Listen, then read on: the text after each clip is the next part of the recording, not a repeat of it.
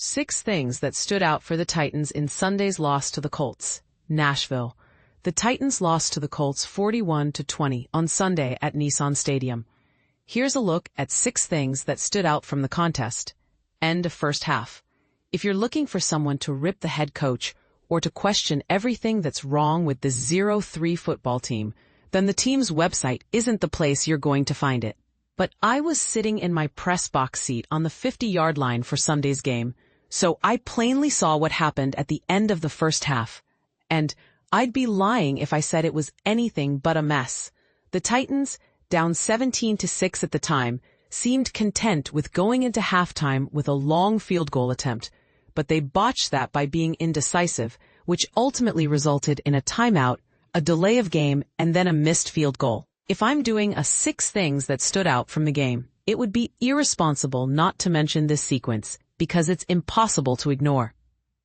Making matters worse, the Colts got the ball and then quickly got into position to kick a field goal of their own. It was the lowlight of a bad day.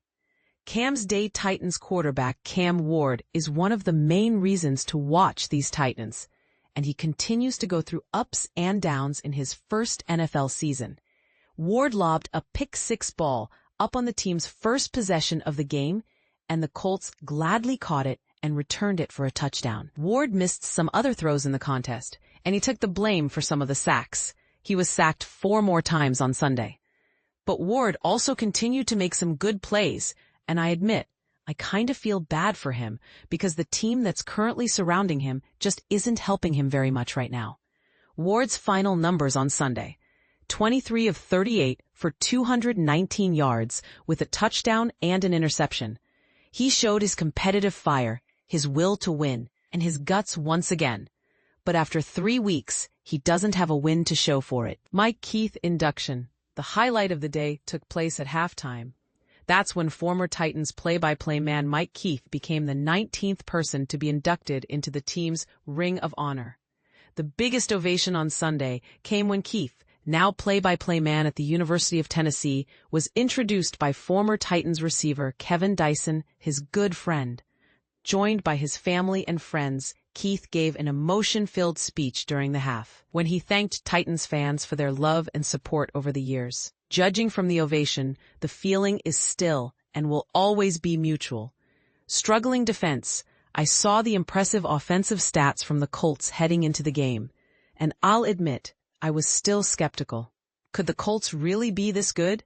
After watching them in person, I'm still not sure what to think. Yes, the Colts had their way with the Titans on Sunday, as quarterback Daniel Jones and running back Jonathan Taylor looked like Hall of Famers Peyton Manning and Edgerrin James. But this Titans defense didn't put up much resistance against them. There wasn't much of a pass rush. The coverage in the secondary had too many lapses, and tackling wasn't very good. The Titans did force the Colts to punt for the first time this season. But that hardly qualifies as a win on a day when the Colts scored on 6 of their 8 possessions. Are the Colts really this good? Or more penalties? The good news is the penalty yardage for the Titans wasn't as high as it had been the previous 2 weeks. The bad news is the Titans continued to hurt themselves with penalties, including some at critical times. The league's most penalized team heading into the game. The Titans were flagged 8 times for 68 yards against the Colts. L'Jarius Sneed had a few, but he wasn't alone. The Titans had penalties on offense, defense, and special teams, and they also had 3 more penalties declined. The Titans, now with 31 penalties accepted against them in 3 games, just keep making things harder on themselves. Missing starters and performance. Let's face it, this year's version of the Titans was going to be overmatched on a lot of Sundays.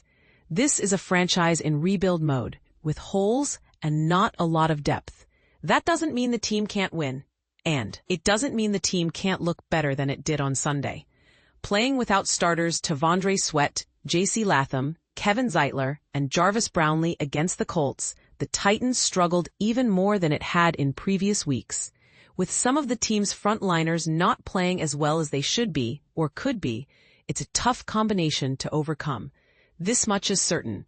Some things better improve fast, or this is going to be a really long season.